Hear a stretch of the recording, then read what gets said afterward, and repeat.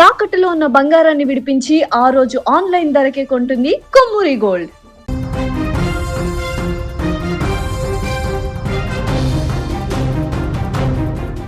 ప్రకృతి ప్రకోపించింది. ఇండోనేషియాను భూకంపం వణికించింది. మంగళవారం ఉదయం సులవేసి ప్రావిన్స్లోని పాలు నగరం కేంద్రంగా భారీ భూకంపం నమోదైంది. రిక్టర్ స్కేల్పై దీని తీవ్రత 6.7గా రికార్డైంది. భూమి ఒక్కసారిగా కంపించడంతో స్థానికులు ప్రాణభయంతో రోడ్లపైకి పరుగులు తీశారు. వందలాది మంది ఇళ్లు వదిలి సురక్షిత ప్రాంతాలకు తరలిపోయారు. సుమారు నిమిషం పాటు భూమి తీవ్రంగా ఊగిపోవడంతో ఆ ప్రాంతమంతా భయాందోళనలు నెలకొన్నాయి. అమెరికా జియోలాజికల్ సర్వే వెల్లడించిన వివరాల ప్రకారం ఈ భూకంప కేంద్రం పాలు నగరానికి 46 కిలోమీటర్ల ఆగ్నేయంగా ఉంది. భూమికి 10 కిలోమీటర్ల లోతులో దీని ప్రభావం మొదలైంది. భారీ భూకంపం వచ్చిన కొద్దిసేపటికే 5.2 తీవ్రతతో మరో శక్తివంతమైన ప్రకంపన చోటు చేసుకుంది. దీని తర్వాత కూడా వరుసగా చిన్న చిన్న ప్రకంపనలు నమోదవుతూనే ఉన్నాయి. పాలు నగరంలోని ఆసుపత్రులు పరిస్థితి మరింత దయనీయంగా మారింది.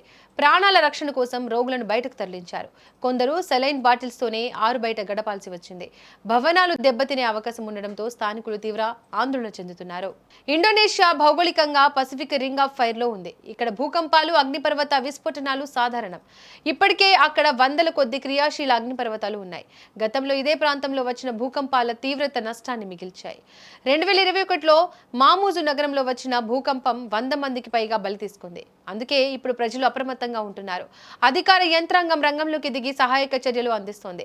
సునామీ ముప్పు లేదని అధికారులు చెబుతున్నప్పటికీ ప్రజలు మాత్రం భయం వీడడం లేదు. వరుస ప్రకంపనలు వస్తుండటంతో మరోసారి ఏదైనా ప్రమాదం జరుగుతుందేమోనని స్థానికులు బిక్కుబిక్కుమంటూ గడుపుతున్నారు.